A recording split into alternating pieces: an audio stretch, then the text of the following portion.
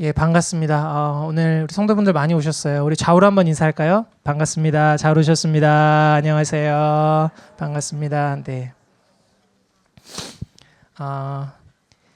네, 오늘 이제 그 2019년도 첫 번째 큐티 공개 강좌로 이제 그 요한복음 어떻게 읽을 것인가 이제 요한복음부터 이제 시작을 하겠습니다. 그래서 오늘 유인물을 참고해 주시면 되겠고요. 굉장히 간단합니다. 그죠? 그런 이유와 설명을 또 드리면서 한번 시작을 하도록 하겠습니다. 먼저 이 전반적인 조금 그 서론 부분인데요.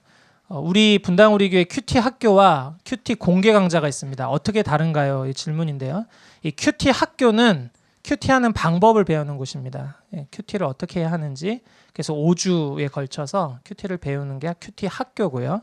그리고 지금 여러분들이 참여하신 큐티 공개 강좌는 성경을 개관하는 자리입니다. 그러니까 성경 전체적으로 어떤 건지 문맥이라든지 주제라든지 그런 것들을 그래서 매월 1회 매월 원래 첫째 주 월요일 날 시행을 하는데 교회 때 일정에 따라 조금 변동은 될 수 있습니다. 이렇게 진행이 되죠. 이게 좀 다르다는 거 기억을 해주시고 이제 2019년 큐티 공개 강좌에 달라진 것이 있나요? 일단 인도자가 바뀌었죠. 예.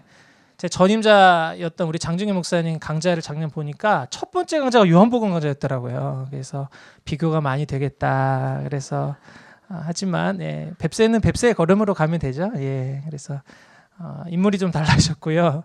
두 번째는 이제 2시간 동안 원래 강의를 중심으로 진행을 했었는데 올해부터는 좀 바꿔서 저는 앞부분은 성경 개관을 해서 전체적인 맥락을 보겠고요. 후반부에는 이제 성경을 직접 읽으려고 합니다. 그래서 오늘 성경책을 제가 준비물로 조금 성경책을 준비해 주십시오 했는데 만약에 성경책을 못 가져오신 분들은 이따가 핸드폰 어플을 다 까시길 바랍니다. 쉬는 시간에. 그래서 이따가는 요한복음 전장을 읽을 겁니다. 1장부터 21장까지. 그래서 네, 놀라시죠? 이 얘기는 강의가 짧다는 얘기입니다. 예. 끝나는 시간은 잘 맞출 수 있도록 걱정하지 않으셔도 되고요. 그래서 큐티를 어떻게 하면 도울 수 있을까? 공개 강좌는 큐티를 좀 잘할 수 있도록 도와드리는 강좌거든요. 그래서 전체적인 맥락을 이해하시는 것도 좀 도움이 되겠고 직접 성경을 전체 문맥을 한번 보신 후에 큐티할 때 그 말씀을 보시면 훨씬 더 깊이 보실 수 있겠다. 도움이 되겠다 생각해서 이렇게 구성을 해봤습니다. 그래서 오늘은 전체적인 숲을 보는 요한복음의 숲을 보는 시간입니다. 그럼 왜 요한복음인가? 라는 거죠. 원래 지금 마태복음을 하고 있었잖아요. 마태복음을 썼다가 왜 요한복음인가? 지금 우리 하나님을 가까이 하는 21일. 네. 우리가 교회에서 이걸 진행하고 있죠. 2월 11일부터 3월 3일까지 저희가 하루에 한 장씩 요한복음을 읽으면서 하나님을 가까이 하고 친밀함을 누리는 이거에 같이 관련돼서 진행하기 위해서 요한복음을 오늘은 또 준비를 했습니다. 전체적으로 다 같이 가는 거죠. 예. 그러면 3월 큐티 공개 강좌는요. 3월은 느헤미야입니다. 매일 성경이 느헤미야로 가거든요. 그래서 느헤미야 마태복음 일부 안 한 부분이 되는데 마태복음 강좌는 여러분 인터넷상에 보시면 김인영 목사님 이전에 강의하셨던 내용을 올려놨거든요. 그러니까 그거 참고하시면 되겠고 느헤미야 어떻게 읽을 것인가 진행합니다. 3월 4일 날 할 예정이고요. 큐티 학교, 큐티하는 방법을 배우는 거는 개강이 목요반은 3월 7일 목요일 오전 10시 그리고 주일반은 3월 10일 오후 5시에 있습니다. 참고해 주시고요. 오늘 큐티 공개 강좌를 듣다가 정말 마음에 감동이 되신 분은 제가 큐티 학교에 한번 스텝으로 섬기겠습니다. 지원하는 역사 있기 바랍니다. 네, 주님이 큰 은혜 주실 줄 믿고 네, 참고해 주시고 또 제가 좀 총무로 또 이렇게 같이 좀 섬길 거 있으시면 좀 제가 한번 하겠습니다. 혹시 마음 자원되시는 분 계시면 끝나고 말씀해 주시면 감사하겠습니다. 자, 그러면 이제 요한복음 개관을 이제 해보도록 하겠습니다. 네, 우리 한번 어깨 한번 이렇게 스트레칭 한번 할까요? 네, 네, 제가 제일 가장 긴장이 되고 있기 때문에 네, 여러분들 긴장을 푸시는 걸 봐야 저도 좀 편안하게 할 수 있기 때문에 네, 좀 가볍게 풀어주시고. 그럼 이제 앞부분입니다. 요한복음 개관을 제가 한번 살펴보도록 하겠습니다. 저의 이 큐티 공개 강좌의 목표가 있는데요. 그거는 그 목표는 여러분들에게 쉽게 전달하는 겁니다. 그래서 가능한 한 어려운 것보다는 여러분들이 쉽게 좀 이해하실 수 있도록 한번 구성을 했습니다. 한번 보시죠. 먼저 이제 요한복음인데요. 요한복음의 저자가 누구냐? 요한입니다. 요한, 세베대의 아들이고요. 예수님의 12제자 중에 한 사람입니다. 요한복음의 독특한 건 이 요한복음에 이 제자 요한의 이름은 들어가 있지는 않습니다. 대신에 이름을 어떻게 감춰놨냐면 예수께서 사랑하시는 그 제자, 이렇게 표현이 되어 있어요. 그게 바로 이 제자 요한을 말합니다. 그래서 우리가 사도 요한이라고 하죠. 세례 요한과 구분됩니다. 목사님 성경책 읽었는데 요한복음 보니까 요한 나와요. 그 요한은 세례 요한입니다. 기록한 요한이 아니라는 거죠. 구분이 된다는 겁니다.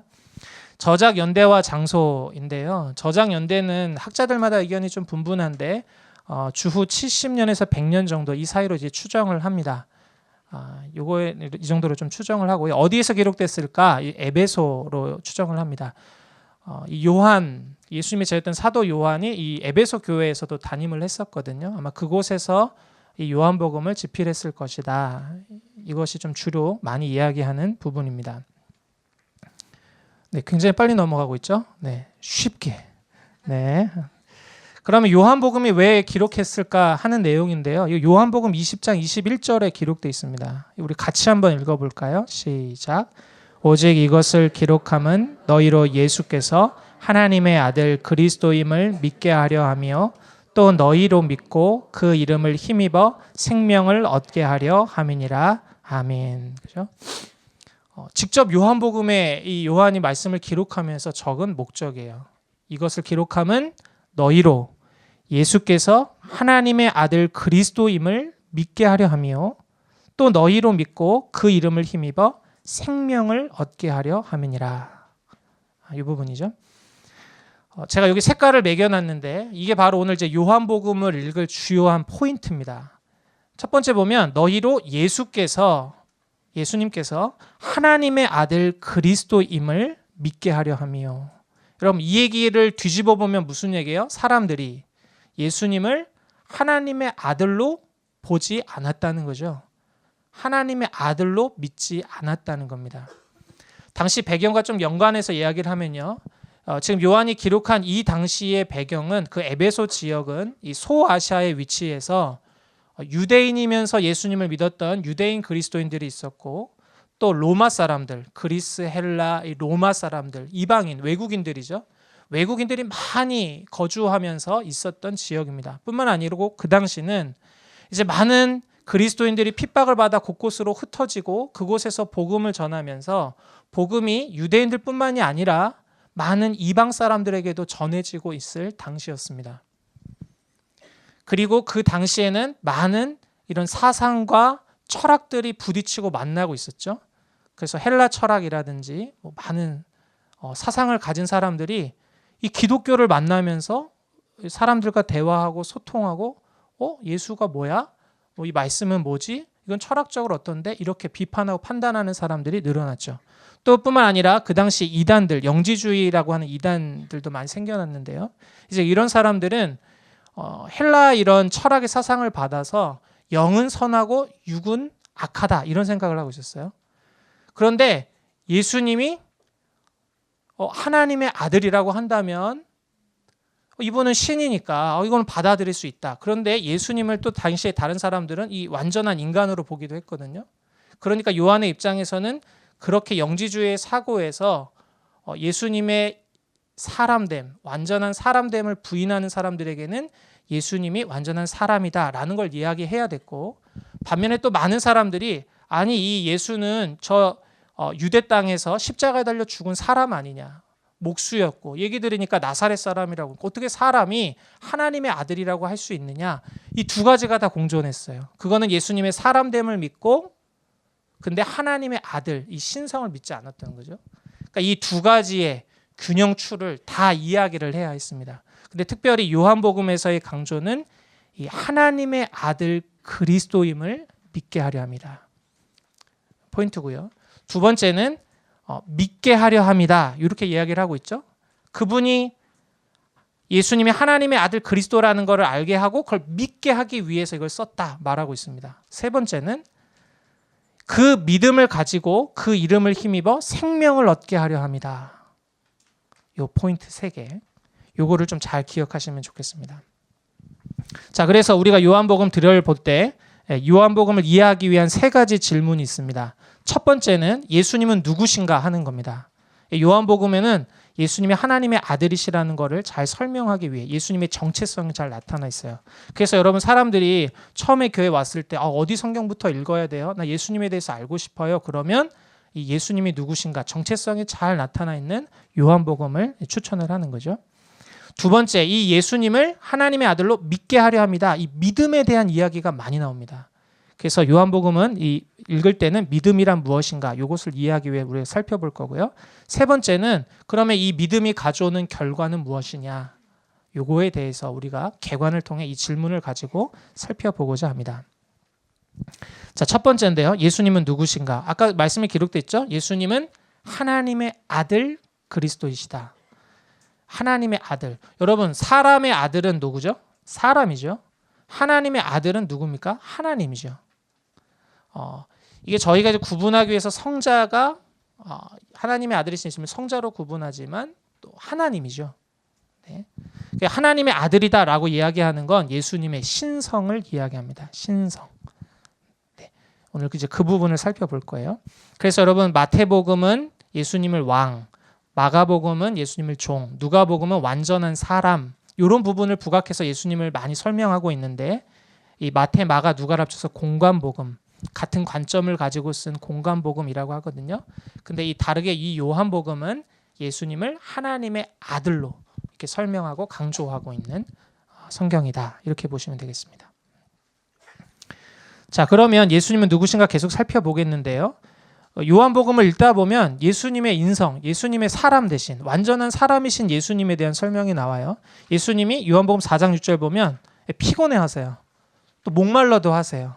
눈물도 흘리시고요. 십자가에서 고통도 받으십니다. 물과 피도 쏟으시고 또 음식도 드시고 이거는 우리랑 똑같은 사람이신 거를 나타내고 있는 거죠. 이제 요한복음을 읽을 때 이런 그 영지주의 사람들은 예수님의 이런 사람됨을 부인한 인성을 부인했던 사람들은 이걸 볼 때 마음에 거리낌이 있었겠죠. 요한은 이런 부분들 다루고 있어요. 동시에 완전한 하나님이신 예수님 또 반대로 예수님의 하나님 되심을 믿지 않았던 사람들에게는 예수님이 하나님이시다. 이 신성을 강조하고 있습니다. 그러면 예수님의 이러한 하나님 되심을 어떻게 설명하느냐 요한복음에서는 7가지 예수님이 직접 자기를 설명하시는 내용이 나와요. 나는 누구누구이다. 나는 누구누구이다. 7가지로 자기를 설명하시고 다음에 예수님께서 7가지 표적을 행하십니다. 표적. 예수님의 하나님 되심을 나타내는 표적. 여러분 이 표적이라고 하는 건 이렇게 손가락으로 가리키는 거예요. 이게 사인을 보여주는 거거든요. 이 기적을 통해서 예수님이 하나님심을 나타내는 것. 이걸 표적이라고 합니다. 작년에 어머니 기도회가 이 7가지 기적을 가지고 어머니 기도회를 진행했었어요. 아마 참석하셨던 분들은 아실 겁니다. 그리고 이 요한복음은 예수님이 하나님의 아들이심을 나타내는 증인들, 수많은 증인들의 이제 고백이 나옵니다. 처음엔 예수님에 대해서 오해했다가 예수님을 만나고 대화하다가 아니면 예수님이 하신 일들을 보고 예수님에 대해서 예수님이 정말 하나님의 아들이시다 이렇게 고백하는 증인들이 등장을 합니다. 이거를 통해서 요한복음은 예수님이 하나님의 아들이심을 이렇게 강조하고 보여주는 그런 성경이죠. 자, 그럼 예수님께서 행하신 7가지 이제 표적인데요. 물을 포도주로 이제 변화시키신 기적을 행하셨고, 왕의 신하의 아들을 고치심, 38년 된 병자 고치셨고, 오병이어로 5,000명을 먹이셨고, 무리를 걸으셨고, 태어나면서 소경된 자를 고치셨고, 죽은 나사로를 살리셨고, 이 7가지 표적을 행하셨습니다. 예전에 한동대학교 총장이셨던 우리 김영길 그 총장님이 예전에 그 간증을 들은 적이 있어요. 자기는 과학자였기 때문에 예수님 믿지 않았대요. 아내랑 결혼할 때 아내가 믿는 분이어서 그 조건으로 내가 교회는 다녀보겠다. 내가 믿는다고는 못하고 다녀보겠다 했다가 어느 날 그 나사에서 근무를 하게 될 때 우연히 바이블 스터디를 하게 된 거예요. 이렇게 과학도들이 어떻게 예수님을 이렇게 믿는다고 하지? 왜냐하면 그분이 이제 교회를 다니면서 보니까 이 말도 안 되는 기적을 봤거든요. 물이 포도주로 바뀌는 건 H2O가 C6H12O 이렇게 나가는 이런 화학 변화가 일어나요. 네, 아무런 이런 거 없이 이게 어떻게 가능하냐. 그리고 이 오병이어로 떡 5개와 물고기 2명을 5,000명을 먹인다. 이거는 질량 보존의 법칙을 벗어난 일이거든요. 이게 과학적으로 도저히 설명이 안 되는 일인데 이게 어떻게 이게 믿을 수 있느냐? 이건 말도 안 된다 해서 이렇게 아내한테 물었는데 아내분이 잘 설명을 못 해주셨었던 것 같아요. 그랬는데 그 바이블 스터디 때 창세기 1장 1절을 창세기 1장을 공부하다가 그때 이제 주님을 만난 거죠. 태초에 하나님이 천지를 창조하시느니라. 갑자기 이렇게 조각들이 있다가 이 요한복음이 진짜가 될 수 있는, 사실이 될 수 있는 근거가 뭐냐면 예수님이 창조주 하나님이시면 이게 말이 되는 거죠. 창조주시라면 물을 얼마든지 포도주로 바꾸실 수 있는 거고, 오병이요, 떡 5개 물고기 2마리로 얼마든지 5천 명 넘게, 왜냐하면 무에서 유를 창조해내신 분이기 때문에 이런 모든 이적과 표적들이 이해가 되는 거죠. 근데 여러분 실제로 오늘 1장 우리 말씀했잖아요. 요한복음 1장에도 만물이 주로 말미암지 않고는 된 것이 없다 이렇게 나오라고 있죠. 예수님도 창조 사역에 함께 하셨거든요. 이 모든 기적들은요, 예수님의 이 창조주 또 이 하나님 되심을 나타내는 이 표적들입니다. 이걸 통해서 예수님이 하나님의 아들이시다, 예수님의 신성을 또 보여주는 부분이죠. 그 증인들이, 수많은 증인들이 나와요. 세례 요한도 이야기를 하죠. 예수님이 이제 하나님의 아들이고, 안드레도 마찬가지고요. 빌립도 와보라 말했고, 나다니엘, 그리고 사마리아 여자도 잘 아시죠? 물 들어갔다가 예수님이랑 대화하다가 나 목마릅니다. 영원히 목마르지 않는 물을 주십시오. 내가 그리스도다 얘기하시면서 대화 속에 예수님을 만나고 변화돼서 그 동네에 가서 사람들에게 이야기를 하죠. 그랬더니 동네 사람들도 예수님을 이 메시아로, 이 구약 때부터 이야기했던 하나님의 아들 메시아로 이렇게 사람들이 받는 일들이 일어나죠. 이 마르다도 마찬가지고 도마도 마찬가지죠. 예수님의 부활을 믿지 않았기 때문에 예수님이 십자가 죽으시고 나서 이렇게 뭐 믿지 않았죠. 제자들이 본다고 했을 때도. 근데 부활하신 예수님을 만나고 나서 나의 주, 나의 하나님 이렇게 고백을 하죠.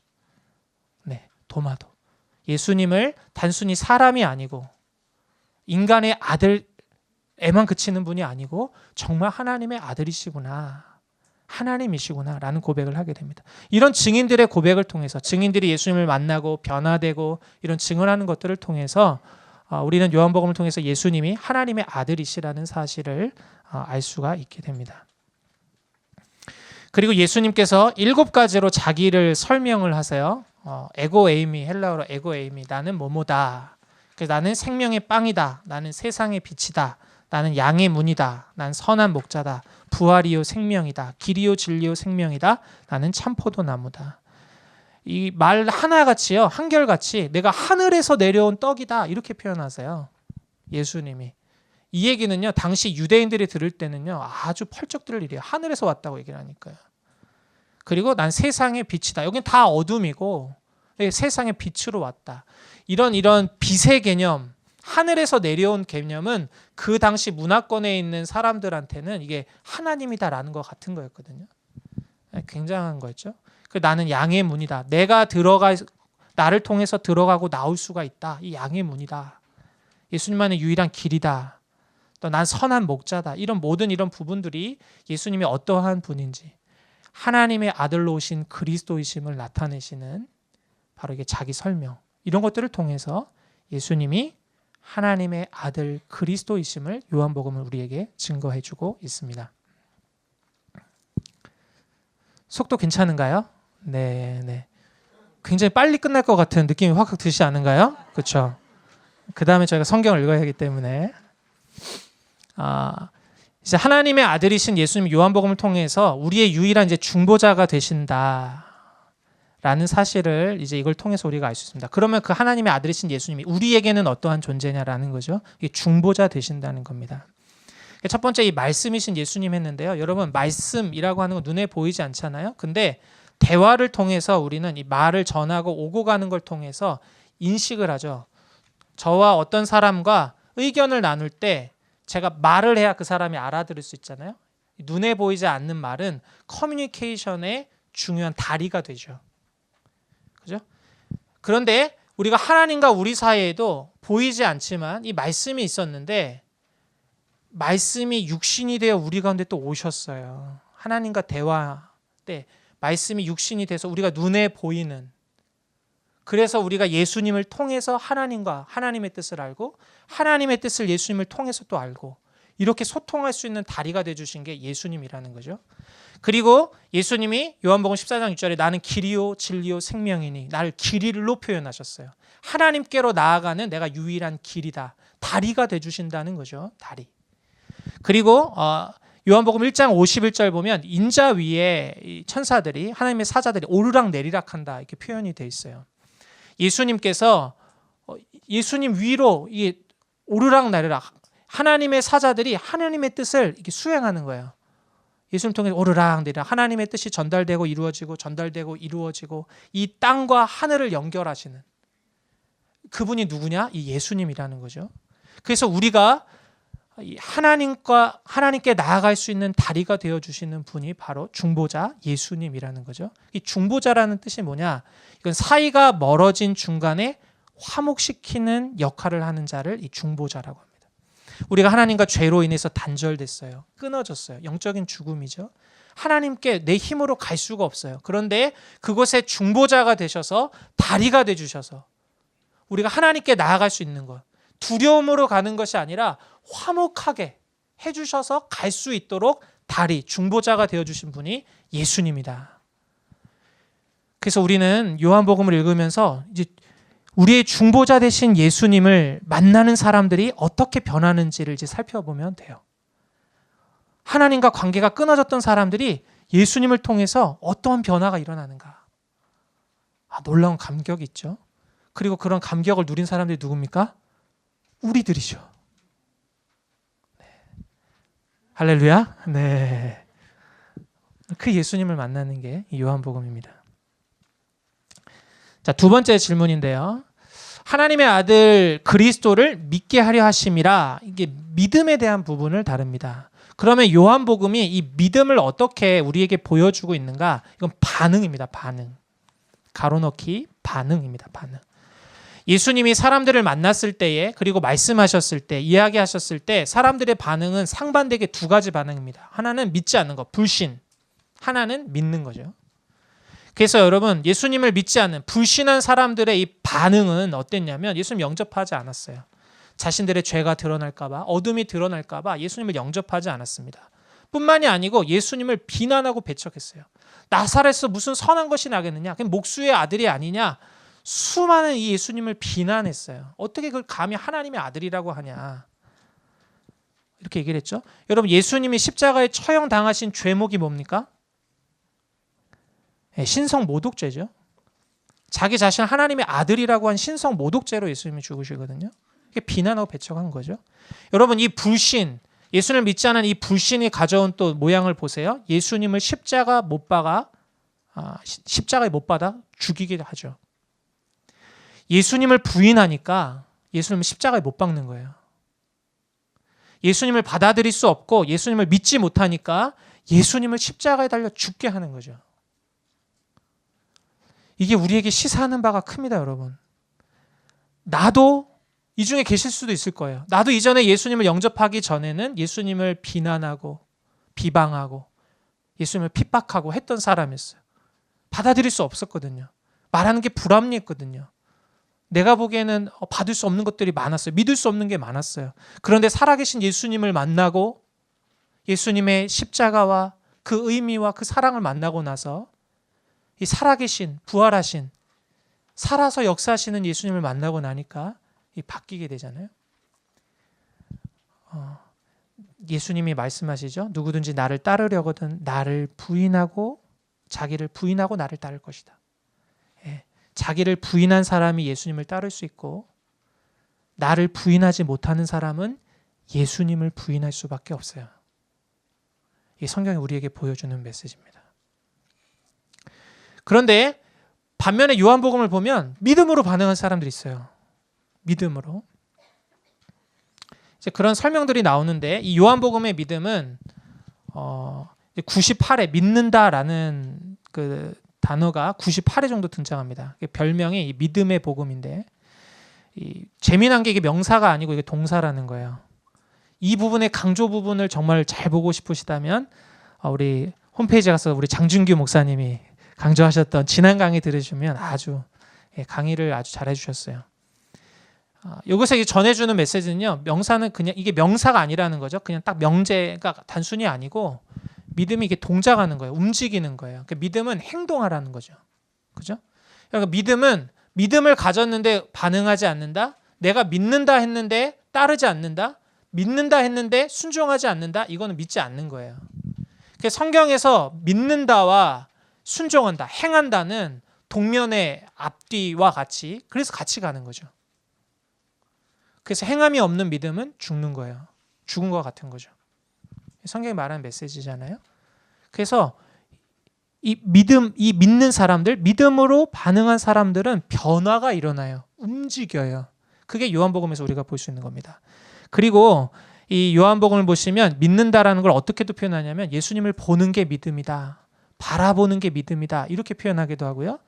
듣는 것, 예수님의 말씀을 듣는 것을 믿음으로 표현해요. 내가 사람의 말이 아니고 예수님의 말을 들어야지. 이 듣는 것도 믿음의 반응인 겁니다. 그리고 아는 것도 마찬가지예요. 영생은 하나님과 예수님을 아는 것이다. 이렇게 표현되거든요. 아는 것도 믿음으로 표현되고 있어요. 근데 여기서 안다는 건 다시 지적인 동의가 아니고 내가 안다라는 건 경험에서 체험해서 안다는 내용이거든요. 체험해서 아니까 그렇게 반응하는 거예요. 예수님이 이런 거야. 고백적인 암을 얘기하는 거죠. 그렇게 반응이 나온다는 겁니다. 예수님이 생명의 떡이라고 표현했을 때 그걸 먹으라고 하시거든요. 그리고 예수님이 물로 표현하신 부분이 있어요. 나는 생수. 그러면 먹는 것. 이런 것도 믿음으로 반응을 하는 걸로 나오고 있고요. 사랑하는 것도 믿음으로 표현해요. 믿으면 이렇게 사랑으로 나타나는 거죠. 이 반응이에요. 내가 믿으면 하나님을 사랑하게 되죠. 하나님의 사랑을 알기 때문에 나의 반응은 하나님을 사랑하게 되는 거죠. 다른 사람도 마찬가지로 하나님이 그분을 사랑하기 때문에 나도 그분을 사랑하게 되는 거죠. 이게 반응이 일어나는 거죠. 그래서 우리가 저 사람이 정말로 예수님을 영접했는가 안 했는가, 예수님이 그 사람의 주인이신가 아닌가, 저 사람이 십자가를 정말로 믿는가 안 믿는가 검증할 수 있는, 점검할 수 있는 한 질문이 있어요. 그건 뭐냐면 예수님을 사랑하십니까? 라는 거예요. 머리로 아는 거 말고 예수님을 정말 사랑하세요? 예수님과 그 사람과의 관계를 점검할 수 있는 질문입니다. 여러분, 예수님 사랑하시나요? 할렐루야. 네. 예수님이 우리를 얼마나 사랑하신지 알면 알아갈수록 그 깊이와 넓이와 다 헤아릴 수 없잖아요. 알 때마다 나는 이렇게 변덕스러웠는데 주님을 이렇게 한결같이 사랑하시는구나.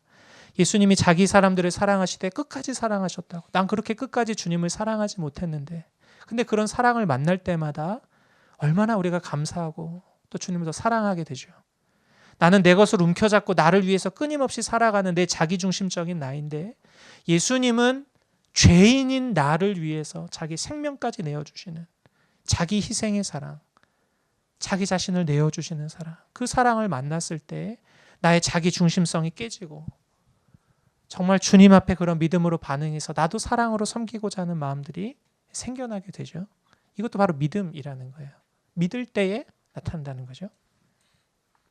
그래서 요한복음에서의 믿음은 우리의 지성과 감성과 의지 전인격적으로 바르게 반응하는 게 이게 믿음이다. 이렇게 표현을 하고 있습니다. 좀 이해가 되셨나요?